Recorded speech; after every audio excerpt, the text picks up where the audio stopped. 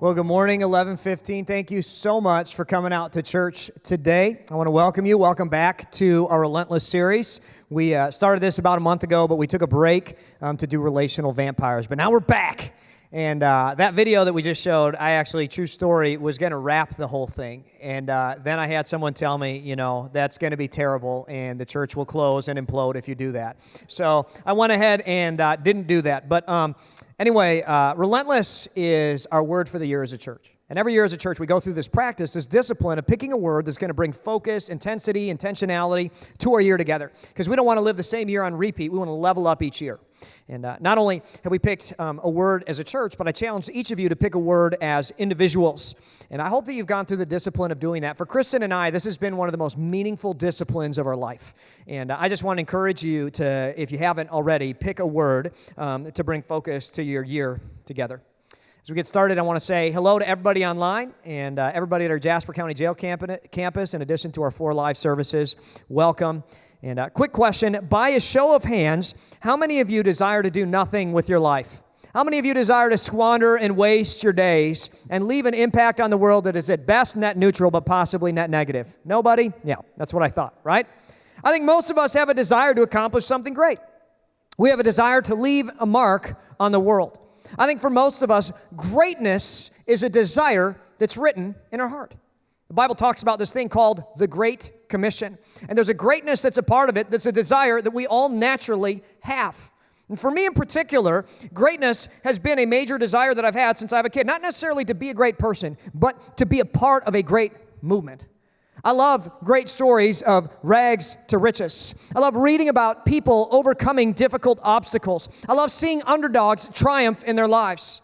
I think this is a natural desire for people in my generation. There's a lot of movies about greatness today. I think movies have always been a reflection of what society wants the most. Obviously, it's going to behoove Hollywood to create movies that speak to a generation's fantasies and desires. It's interesting to watch the way that our fantasies and desires have changed over the ages, right? In the early 20th century, there was a man named Charlie Chaplin who made silent movies that were about leisure laughs and slapstick because the world was a serious and harsh place. Everybody worked all the time, and people needed to fantasize about a life that wasn't as harsh. A life where people could make mistakes and laugh at them instead of stress about them. Because in that day and age, truly, people were one bad mistake away from starvation and bankruptcy. In the 80s, movies changed. It's interesting to look back at the late 80s and early 90s. Movies were about romance. They were romantic movies. After the sexual revolution, people were romantically far less satisfied. They had more sexual partners, but less actual sex than ever, which is kind of interesting and still a downward trend today. Thank you, sexual revolution, for robbing us of that. But it turns out that sex and romance are related, but not the same thing. So we had lots of movies that featured what people wanted, which was real romance, real connection with others. And there were lots of movies like Sleepless in Seattle, When Harry Met Sally, You've Got Mail, Pretty Woman. And everybody here who's about 10 years older than I am are like, I remember those movies. Those were great. I don't, but I had to look them up. So anyway, that's what I know, I didn't mean to insult you, but it's just, the reality is, I haven't seen those movies. It's so interesting to see the liberal ideals of the sexual revolution decrease life satisfaction. Isn't that interesting? They decrease our sexual satisfaction, they decrease romantic and relational intimacy, they decrease psychological stability. And it turns out regarding human sexuality, like Jesus was actually right when it comes to human satisfaction. And when we talk about all these modern ideals of human sexuality, it's like, man, why are we teaching this to people if it makes us so much less happy? And you don't have to be a Christian to see it. This is part of why I don't buy into the delusion of the religion of atheism, because I can't ignore facts and evidence. I know something doesn't come from nothing, and I don't like buying into an ideology that hurts people. And I think that's what that movement does. That's why society was so hungry for movies that allowed us to fantasize about real intimacy and close romantic relationship with people. Today, my generation desires something different. Not only do we lack romantic intimacy, we lack friendship in general. We lack meaning in our lives. And so most movies today are not about romance necessarily. They're about just friendship. They're about connection. They're about a group of people coming together to accomplish something meaningful. That's what our generation craves. And it's all these movies like Gravity, Interstellar, Black Panther, Avengers Infinity War, Hunger Games, The Hobbit, Maze Runner, Avengers Endgame, Spider-Man, Midway, Ford versus Ferrari, Dunkirk. I really want to see Ford versus Ferrari. I've not seen a movie, true story, by my own election in the last 10 years, but I would actually like to break that streak to see Ford versus Ferrari. All of these movies are about a group of people coming together to do great things, to find meaning in their life. Because we as a society, we're starved of meaning. We're starved of even connection with people, and we yearn for heroic actions and greatness because we want meaning. I think we live in a world in which we're told we're victims, that the cards are stacked against us, and that we need someone else to take action on our behalf. We have more than ever. We have more material prosperity than ever, more safety than ever, but our greatest desire is to see meaning and greatness, to be a part of it. It's our fantasy. And today what I want to do is I want to talk about greatness. I want to talk about why we desire it, why we as individuals don't have it or feel it, and I want to talk about how to be a part of it. I want to encourage you to listen to this whole message. I promise you at the very end, there's going to be something really good that you're going to connect with. It's going to be encouraging, uplifting, and helpful, but it doesn't come till the very end of this message, probably the last 10 minutes. So stick with me. Don't walk out in the middle. It's going to be really good. But anyway, I think the biggest problem with greatness is we have a tendency to minimize thinking about the cost, and we maximize focus on the outcome. We love seeing the person receive the gold medal. We love fantasizing about receiving the gold medal. But we minimize focus on thinking about what it took to get there. We don't like thinking about the thousands of hours of grueling practice that were required in order to receive the gold medal. I think a lot of us love meditating on rags to riches stories. That's awesome, but the truth is 95% of the time, rags and riches are only a small part of the story. Most of life is lived between rags and riches. It's a lifetime spent working, saving, risking, suffering in the middle that leads to the greatness. And yet we minimize that. We do this with our love stories too. I mean, even I'd say the quintessential modern chick flick is The Notebook, right? Everybody loves The Notebook, okay? I don't think it's that great a movie, but a lot of people love it, right? And we love focusing on the falling in love part and the very end, right? Falling in love and very end. Notebook doesn't talk about the decades of faithfulness that couple went through, right? And that's where greatness was made. Think about this. What if they fell in love and got divorced at age 40? Then it wouldn't be a great story. What makes it a great story isn't the fact that they fell in love and isn't the fact that it's the fact that they were faithful for decades. And yet we don't focus on that. We just focus on the outcome. My grandfather lived a great life, and it was easy just to focus on the outcome. Right? It was hard to think about all that he went through. I mean, he graduated from high school at 15. He grew up in abject poverty during the Great Depression. He fought in World War II. He entered the Army in 1941, right after Pearl Harbor, as a private. He left in 1945 as a lieutenant colonel. He worked like a slave. He stayed up late. He got up early. He raised 5 kids. He fought so hard to get where he was at. But it's easy for me, because I only knew him when he was great, to remember his greatness. Right? It's easy for me to only remember that, well, Grandpa was rich. Grandpa was well-connected. Grandpa was a statesman in our community. I forgot and never focused on the 70 years he spent fighting for greatness. And I think this is the big issue today. We tend to minimize thinking about the cost of greatness, and we maximize focus on the outcome. And what this results in is an assumption that it won't be much effort required to achieve greatness. And when there is effort, when there is difficulty, we get discouraged and we quit. Jesus experienced and fought battles for greatness throughout his life. The Gospels are replete with examples of Jesus fighting for greatness. I think it's interesting because we look back at Jesus as a historical figure and we think, oh man, well, he was great. We don't think about what he went through, what he fought through to become great. His greatness was defined by his willingness to push through difficult things to make it right. And it culminates in this moment before he's crucified. I want you to see his mindset right here. Because I think we always assume, well, Jesus just did it because he's God. You know, he just sent it. It was never hard for him. No, it was very hard. Matthew 26, starting at verse 38, it says, "Then Jesus said, 'This sorrow is crushing my life out. Stay here and keep vigil with me.'" He's speaking to his best friends, James, Peter, and John. Going on a little ahead of them, he fell on his face, praying, "My Father, if there is any way, get me out of this. But please, not what I want. You. What do you want?" This is Jesus right before he gets crucified and killed. He knows there's a big problem in the world. And I think our tendency is to look at Jesus after his atoning work on the cross. We look at Jesus afterwards, we think, oh yeah, it was great, he did it. But we don't think about the fact that it was difficult. It was difficult for him to do. Last week we saw Peter telling Jesus, well, greatness isn't that hard, Jesus. You don't need to die. Let's just be famous. You don't need to do hard things. Greatness should be easy. Let's just take it easy together. Let's just be famous. And I think we have a society that confuses famous with greatness. There's a big difference between those two, right? Famous people are forgotten in one generation. Greatness is defines a society for many generations. And Jesus didn't want to be famous. He wanted to demonstrate God's greatness. Because greatness is about fixing something broken, and it's not easy. Jesus is on the front door of greatness right here, right? He's on the doorstep of greatness. And when you're on the doorstep of greatness, greatness looks bad. It's always accompanied by 3 things. It's accompanied by fear, insecurity, and suffering. I think this is a big deal. Most people don't understand this. Before you walk into greatness, this is what you're going to feel like, even on a small level in your life. You're going to have the courage to walk through fear, insecurity, and suffering. You remember running the mile in elementary school, middle school? Remember that? You'd wake up in the morning and today's the day, right? I better put on deodorant today. I mean, I don't normally. I'm in 6th grade after all, right? But you put on your deodorant, you go in there, and for me, gym class was 6th period, right? So I drink all my milk. That was a great idea, but I didn't think ahead. And I go to gym class and be like, bull, right? And then gym teacher would be like, everybody on the line, right? Everybody take your marks. You remember the fear? Right? Get set, and then he'd blow his whistle, and you start running. And then it was insecurity. I don't know if I could do this. I still have 2 laps left. You're halfway done. And that's where the suffering begins. 2 laps in, right? All of a sudden, your legs are burning. You're short of breath. I remember watching all these people who were way more athletic than I was just quit, right? I was a pretty decent miler. It's not because I was athletic. It's just because I'm not going to quit, right? I just don't quit. I'm not a quitter. That's not what I do, right? I remember watching all these people quit in front of me. If you want to run a great mile, you got to suffer, right? I mean, that's just part of it. That's part of greatness in mile running. The New York Times recently wrote about a slowdown in American distance track and field. This is actually really interesting. Division I colleges have talked about how they've had to lower their recruiting standards substantially for distance runners over the last couple decades. Did you know that American athletics, as far as distance running, peaked in the 70s?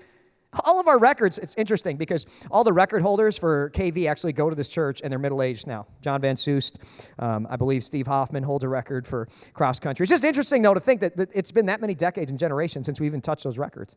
High school coaches are reducing workouts because of complaining parents. Students with great potential are not trying, all while the rest of the world is shattering world records. Americans getting slower, the rest of the world's getting faster. Because while many runners dream of greatness in America, because greatness is fundamentally accompanied by fear, insecurity, and suffering, it's become unacceptable in our society. Because what do we tell our kids? Greatness is easy. You should never have to be afraid. You should never have to do anything you're fearful of. You should never have to suffer. And when we tell people that, fundamentally, we're depriving them of receiving the opportunity to walk into greatness. We're losing greatness because we teach our children and ourselves that it should always be easy. I think there are people in this room today. You're missing out on meaning and greatness in your life because of fear, insecurity, and suffering that accompanies it. We clearly see Jesus confronting his fears about greatness. Father, is there any other way? He's afraid. Get me out of this. He's insecure, and he knows there's suffering ahead. Now, I want to talk about the way that people don't walk through the door of greatness. I want to show you 3 things that people do to avoid walking through the door of greatness. They run away, they ignore and subsist, and they blame others after their failure. We see this with our distance runners in America. I also see this in the church. The church has preached the same message for generations. For 2,000 years, it's been the same message. It's just a different method of communication for each generation. Every generation requires a church to pioneer a new way of communicating with people. I think a lot of churches, just like distance runners, don't want to go through the fear, the insecurity, the suffering of fixing a problem and achieving something that requires sacrifice and suffering, right? So we cope with it. I know it's not just with church, it's with relationships. You could have a great relationship, you're just going to leave though, right? We leave the church. I see people do this often. To avoid an awkward conversation, we just quit the team because I don't want to walk through it. I'm afraid, I'm a little insecure. I'm just going to walk away. I'm just going to shut down because we want greatness, but we don't want to walk through what is required to get to greatness. We also cope through ignoring. This is what men do. It's so interesting to me. Women will run away. Men will ignore and shut down, right? I ask men, how's your first year of marriage? They're like, it's great, right? They ignore all the problems. Women, it's terrible, right? Anyway, I see churches say, well, the churches in the community around us are all dying. We're doing okay, but, around us, people are leaving the church in droves, but let's just keep doing what we're doing because we feel fine. We'll ignore the problem because we feel good. Who cares about making the gospel known in all the cities around us because we feel good. We want to do great things. But we like to ignore problems so that we don't have to deal with fear, insecurity, and suffering. And finally, after a lifetime of running away and ignoring, greatness is missed out on. I think there's nothing sadder than that. Have you ever been in a situation in your life where you realize, man, I missed out. I missed out on greatness. What we like to do, and this is what we like to do, is we like to blame others. We blame other things. We say, hey, this winnable situation was actually unwinnable. And I think that's the play that a lot of people make, right? I couldn't have won. We blame the world, the culture, the government. A lot of Christians like to use this one. If you're not a Christian, you probably haven't heard of this, but it's the times. These are them times, right? They cause us to miss out. Christians love blaming the times. When you're on the doorstep of greatness, though, the things that will allow you to walk through the door are valor, courage, and sacrifice. This is the ultimate confrontation of the issues with becoming great. The ultimate confrontation begins with confronting fear with valor. I think a lot of people wrongly assume that in order to be brave, you have to be fearless. And that's not true. That's not true. Okay? Valor is acting in spite of your fears. Valor is taking action even through your fears. Brave people aren't fearless. They just take action in spite of them. Insecurity is overcome through courage. I've almost never felt like I'm a confident person. I know that it might be surprising, but I've almost always felt unqualified, insecure, and not good enough to be a pastor, a father, a husband, or to do whatever I'm called to do. But the great moments in my life are always defined and are marked by courage in the face of insecurity. I'm going to be honest, I feel like as a society, it's easier for us to deal with fear and insecurity through valor and courage than to deal with this last pairing. I think our society in particular today can show valor, can take courage, but I think we struggle intensely with confronting suffering. We live in a society that has an extremely low tolerance for any amount of suffering, and yet suffering can only be overcome through sacrifice. You have to walk through the pain of confronting issues in a broken relationship. You have to walk through the pain of fundamentally transforming a business and admitting that the model might not be sustainable.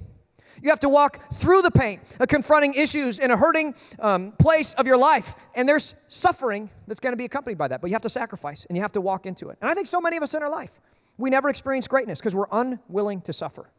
But greatness is always accompanied by suffering. One of my favorite stories of greatness is about a man named Nicholas Winton. And Nicholas Winton in 1938 was a pretty normal run-of-the-mill stockbroker who lived in London. And at one point, business in 1938 brought him to the city of Berlin, which was then ruled by the Nazi Party. And while he was in Berlin, he saw the ghettos, the Jewish ghettos. And it didn't take a rocket scientist to know what was going to happen to the families that were in those ghettos. And he said, I'm going to take action. This is unacceptable. I'm going to set this right. And he risked his career and life to begin rescuing children. This man gave everything that he had. He traveled to consulates. He traveled to talk with government officials and adoption agencies. And he gave away a fortune to begin getting kids adopted from Berlin into British families in the United Kingdom. And, I want you to understand, obviously international adoptions are difficult today. But in that day and age, it was super hard, like really, really difficult. Imagine two countries that had just fought a great war against each other in World War I, right? And then imagine a group of people who weren't just hated in Germany, but Jews were also strongly disliked in the United Kingdom. And yet this man found a way to get these kids adopted. He risked his life. He gave his fortune. He faced his fears. He dealt with insecurities. He suffered a great deal. He sacrificed a ton to save these children and to make right something that was terribly wrong. It wasn't easy, but it was worth it.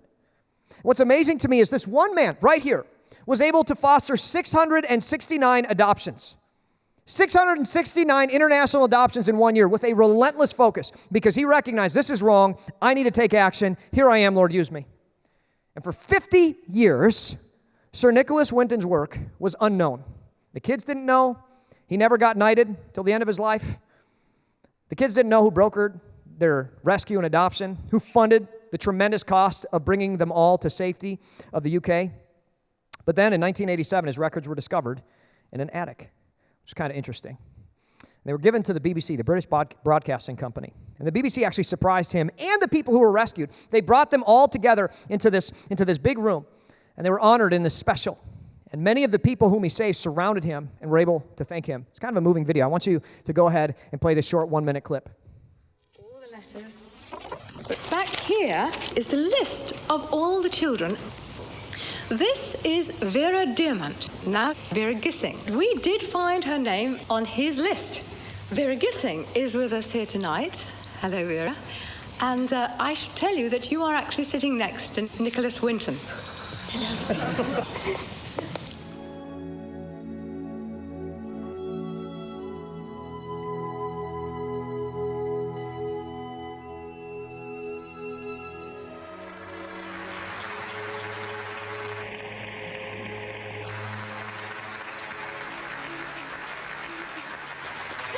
Is there anyone in our audience tonight who owes their life to Nicholas Winton? If so, could you stand up, please?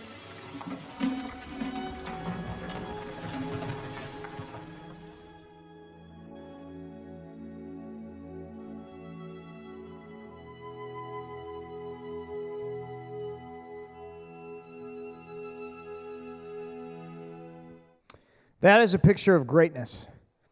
I think it is easy for us to focus on the outcome and minimize what Nicholas Winton went through to achieve that. That was not cheap. That was not easy. That was not something that was simple. It was not without fear or insecurity. There is no doubt that Nicholas thought, I am not qualified to do this. But it was writing something that was terribly wrong. And I think all of us would like to imagine that we would take action in that situation. But of the millions of people in the United Kingdom who had at least some level of awareness of what was happening, he was one of the only ones who did something. He overcame his fear with valor. He overcame his insecurity and feelings of being unqualified with courage. And he overcame great suffering only through sacrifice. That's the only way to overcome suffering. Today I want to talk about something else that I believe is a great opportunity for us. I want to talk about going to the city of Hebron. I think God is calling us to a great commission, but the great commission can't be great without greatness. Listen, I'm standing on this side of it, and I feel fear and insecurity. And I know that there's suffering that's going to be involved with it. But through valor, courage, and sacrifice, I think we as a church can do something great there. If you don't know, our church is planning on starting a new location, a second church in the city of Hebron. I want to go to Hebron because it's one of the most de-churched small communities in the entire Midwest. Less than 5.7% of their population is engaged with a church on a monthly level. There are fewer people that go to church in Hebron than in Egypt. And younger generations in Hebron have a much lower level of engagement. 29% of this community is engaged with a local church. And Hebron has 5 churches servicing a slightly larger population than we have 21 churches servicing here in this area. I believe we're one generation away from seeing a post-church community there. And there are no churches like ours there. I also want to be clear. I have every personal reason to not want to go to Hebron. I mean, I could just get old here. Maybe someday, if I get enough facial hair, I could grow a goatee like a real pastor. I could begin to lose a little bit of hair, which would be perfect. I don't know if I'll ever be able to grow a goatee. I mean, it's my mom's fault, making me half Japanese and all, but that's wrong. Can he say that? Listen, I have every reason to not want to go. I could be not stressed. We could just relax. I could just let people give me attaboys for leading a nice, stable, medium-sized church, right? It would be fun. It would be relaxing. There wouldn't have to be suffering. There wouldn't have to be sacrifice. There wouldn't have to be fear. There wouldn't have to be insecurity. I think a lot of people are like, well, that pastor just wants a megachurch. I don't care about a megachurch. If it was my goal to lead a big church, if it was my chief desire to lead a big church, I could have taken an opportunity to go pastor one long ago. My desire is not to be big. My desire is to lead a group of people together to be faithful to God's great commission calling on our lives. And I believe that God calls every Christian to live a life that brings about His greatness. That is the commission that God gives us. That desire is alive because of the Holy Spirit inside of us for every Christian. And I think for a lot of Christians, running away, ignoring the Great Commission, blaming others, blaming the world, it's just not a good option. It's not a satisfying option. And I think that's why a lot of Christians suffer with a great deal of discontentment in our lives, because we're missing out on the greatness God calls us to. I'm just asking you to pray about being a part of His greatness, bringing about His greatness in Hebron. We have these folders that are available to you. There's a Relentless desk in the lobby that you can stop by and get one at. And you may have received one in the mail. If you received 2 in the mail, I'm sorry. Or you may have gotten one in a life group or in a meeting already. But these folders have capital campaign information. And a capital campaign is an effort to raise money above and beyond our regular giving. And our goal is to raise $3 million over the next 3 years above our regular giving. I'm asking our church not to reallocate a gift from the general fund to Hebron. I'm asking you not to reallocate the pie of generosity in your life. I'm asking you to consider making the pie a little bit bigger. Because if we cut from the general fund, well, that's not going to be good for the church. But the folders are there to help answer questions. And the folders have a lot of information in them. They have a frequently asked questions packet. They have a booklet that sort of lays out the purpose of the entire campaign. You can kind of page through that. They got pictures, stories, testimonials. There's a floor plan in there that kind of shows you what the building in Hebron is going to look like. It'll be like, kind, and quality to this current building, which is really neat. And there's a chart of gifts, which shows us one possible path to get to $3 million as a church, saying, this many families, if they gave, $1,000 over the next 3 years, and this many families gave $100 or whatever, this is a way that we could get there. Also, our capital campaign consultant told us to put this Finding Ways to Give booklet in there. And I was a little hesitant because, it's just ways you can carve money out of your budget. And it's got ideas like cut back on Netflix or eat out less. And I was like, dude, I can't tell the church to cancel Disney Plus. They'll kill me. That is, you know what I mean? I don't watch The Mandalorian is just so good. And who doesn't want to watch Frozen 35 times? That's what happens when you have kids, right? But anyway, don't say your senior pastor told you to do this. These are ideas. They're not recommendations. I'm not demanding it. There's nothing. It's a book of ideas, okay? But I also want to say, please don't feel obligated. I feel like maybe churches in the past have gotten this wrong.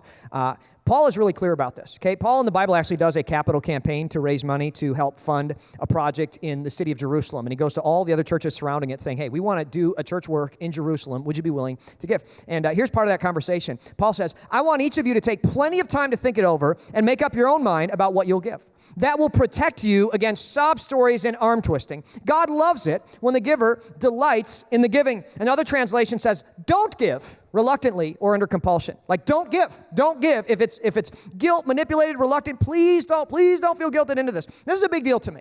Okay? Like, I've had experiences in the past where I feel like I don't want this to be that. I don't want this church to be that. Like, I believe that God has a cattle on 1,000 hills. And it's not that he needs our money. God asks us to give to things for a different reason. Matthew 6:21 actually talks about this. This is Jesus speaking. He says, wherever your treasure is, there the desires of your heart will also be. And I actually brought in a little illustration to help demonstrate this, okay?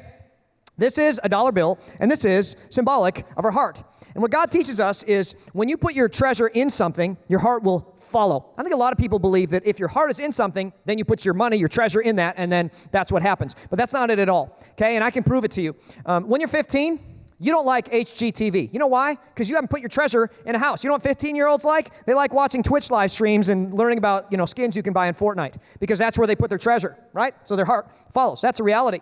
When you're 25 and you buy your first house, all of a sudden you're like, Shiplap, Chip and Joanna Gaines, HGTV, this is the best. I love it. Let's talk about sink fixtures and blah, blah, blah. And honey, come here. No, please, God, no, please, please, please. Really, all my weekends to do this? Okay, because I love you, right? Why?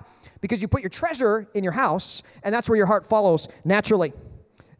Also for investments, I think this is true.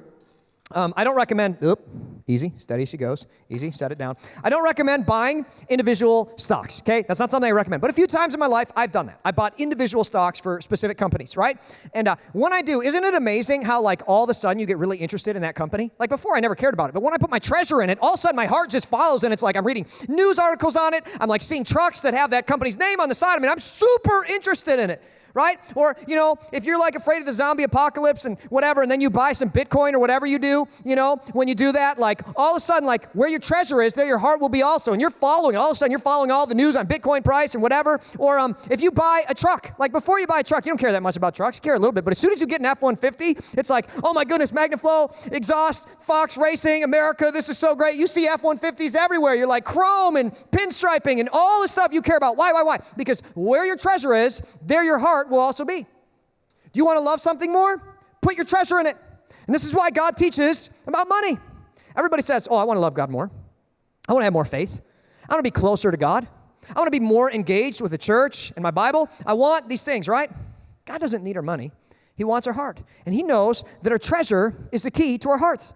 This is why Jesus teaches about money in 11 of his 39 parables or lessons.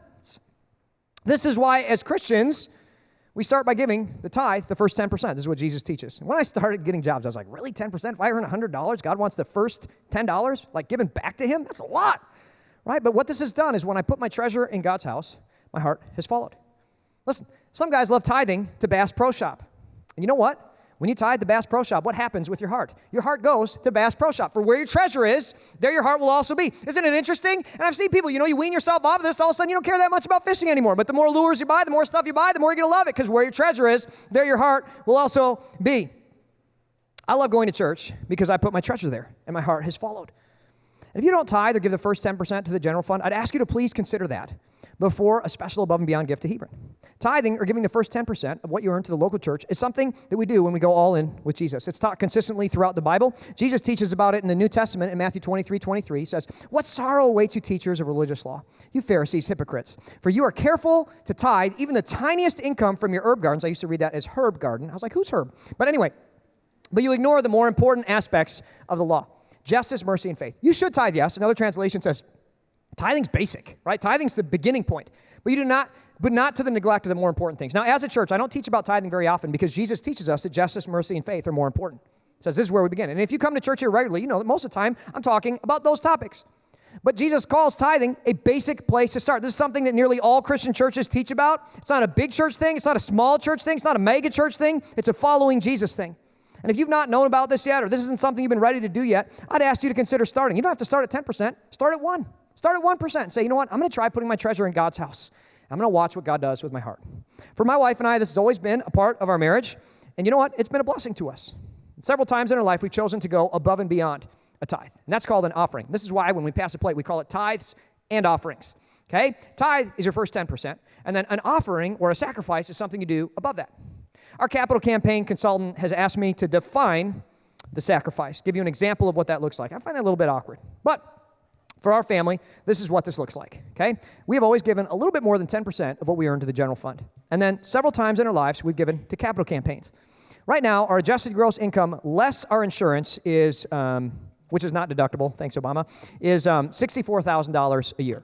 And we have a lot of deductions and whatever, and I'm grateful for the church. It takes great care of us. But for this 3-year campaign, we have elected to give another $20,000 over the course of the next 3 years because we want to be a part of the adventure and greatness of what God is doing here. And there's fear, there's insecurity, there's suffering for us. But meeting a need and making something right for Jesus is totally worth it to us. Where your treasure is, there your heart will also be.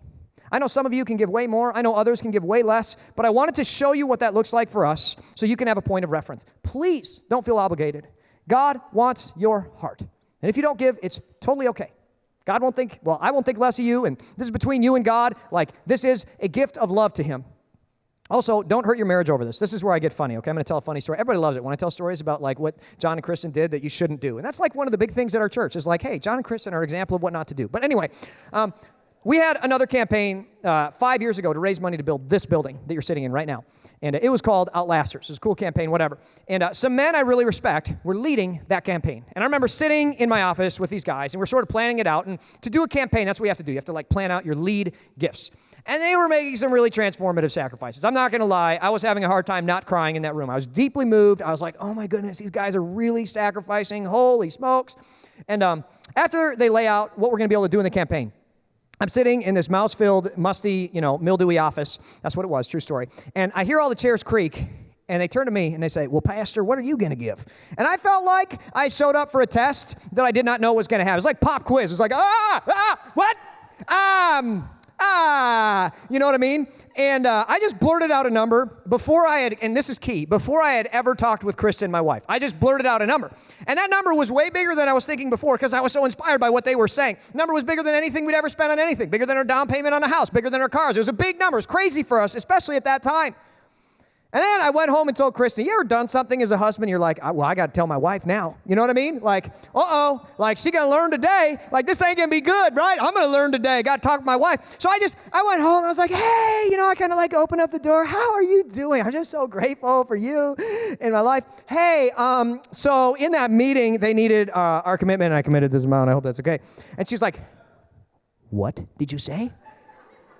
And then you die, right? I was like, right? So anyway, listen. Make sure you and your spouse are on the same page. Don't ruin a marriage over this, right? This is something that you give joyfully. What can you and your spouse give joyfully on this? Like, pray about it. We got a prayer magnet in this little folder that you can pull out. It looks like a business card. It's actually a prayer magnet. Put it on your fridge. Pray together for a week. Please pray with your family about how you can be a part of this campaign. For some of you, it might be starting to give in general. Others, it might be to keep giving. And still others, it might be to give above and beyond to this effort in Hebron. 5 years ago, 91 families gave $6 million above and beyond their regular giving so we could be in this building. And many of you have been reached because of that. Today, we're trying to raise $3 million, and we would like to see 300 families participate. God uses every gift, large and small. For some of you, it might be $100 over the next 3 years. Others, it might be way more. But I'm just asking that you pray and consider giving to this effort. If you feel led to be a part of it, please bring back a commitment card, which is available in this folder, along with, put it in this envelope. And next week is going to be kind of a celebratory challenge service. It'll be really, really good. It'll be encouraging. You're going to like it. But we'll do that next week. And listen, 84 families have already made commitments to this campaign. And I'm so thankful for the way, if you've done that you've led the way. But we want the church to come around as leaders and do this together. This is not about raising funds to me. This is about raising faith and walking into a Great Commission call. Last time it was 91 families from 10 lead gifts. This time I'm praying that 300 families would participate from 84 lead gifts. I want us to walk into greatness together with valor, courage, and sacrifice. I want to invite you to be a part of this adventure. And as we prepare to do that, the creative team put together a video that I think is really, really special. And I really think it helps frame what our heart is for this. Go ahead and play that 5-minute video. That's a wrap. That's a wrap. There you go.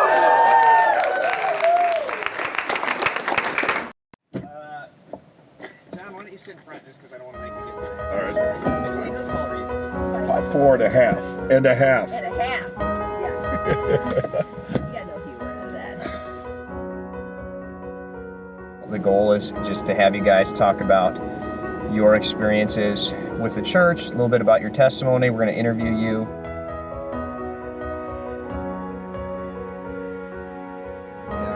And then he went up to Battle Creek and pitched into Northridge League. Another 15 innings and he recovered.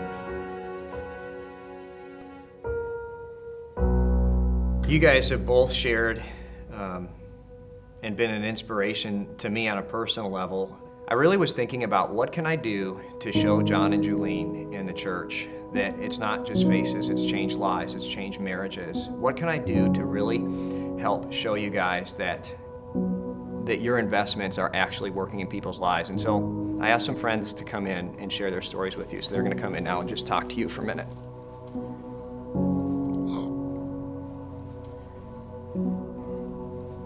Hi, John and Julene.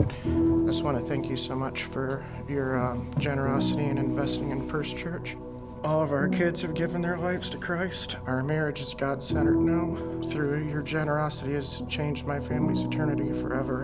And I'll forever be grateful to that. Because of your guys' generosity. Before I came here, I was severely depressed, and I didn't think I was loved. And it took a while, but I gave my life to Jesus because I realized that the love that you guys shown and everyone else here shown was from Jesus, and I wanted that love.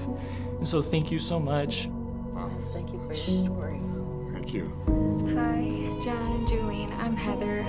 I just want to thank you guys so much for everything that you've done. I encountered the Holy Spirit moving through me for the first time in the church that your generosity helped build. My brother passed away earlier this year very unexpectedly. God, First Church, and this First Church community gets me through it every single day. We love you so much. You've given so much through service, dedication, generosity to this church and all of its missions. My life and the life of my children have been forever changed because of your sacrifices. Because of your time, your energy, your emotions, your love for this community, and your love for Jesus, your prayers and your money. We were brought here, and we were all finally set free. I gave my life to Christ, and that was one of the best decisions, and I can only have you guys to thank. August, 3 years ago, I was able to give my life to Christ through your generosity. I gave my life to Jesus on September 15th. On October 14th of last year, I gave my life to Jesus. Last summer, I went to movement camp with the youth group here, and I gave my life to Christ. If it wasn't for you, I would not be following Jesus. You've literally changed my life and my eternity. Thank you so much. So thank you. Thank you so much. So thank you. And I just can't thank you enough for everything you've done and are doing.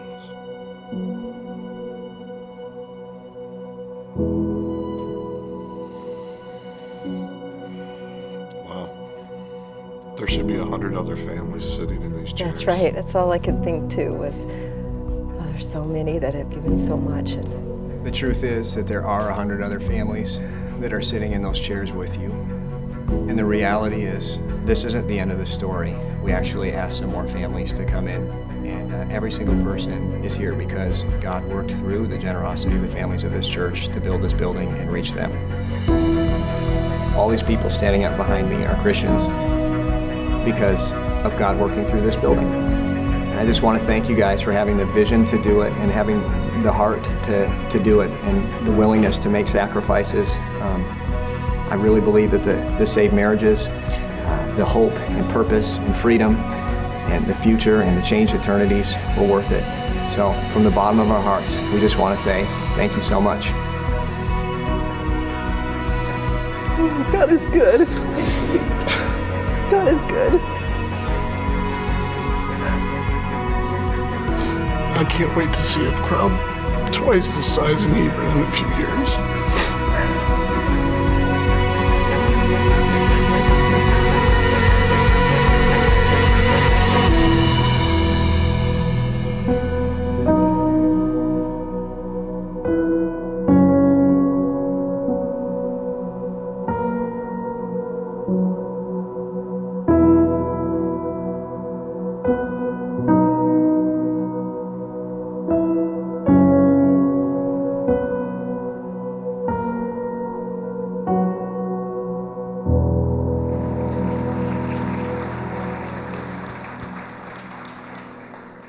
as John and Julian said, there are many people who were able to sit in those chairs. They were just representative of that.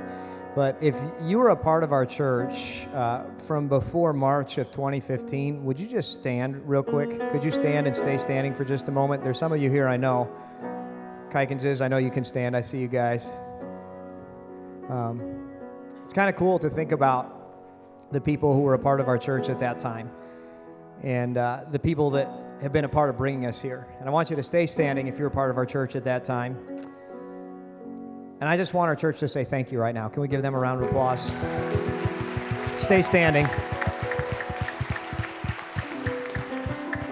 I think we saw something great today, and it's easy to focus on the outcome, isn't it? Like, it's easy to sit here and be like, oh, they did that, and we're here, and this is so great, and we love it, and isn't it awesome, and it's great, and it's great, and it's great. But you guys, you remember, like, we were there. It was like decades of difficulty, wasn't it? And it wasn't easy. It was hard. We had fear. We had insecurity.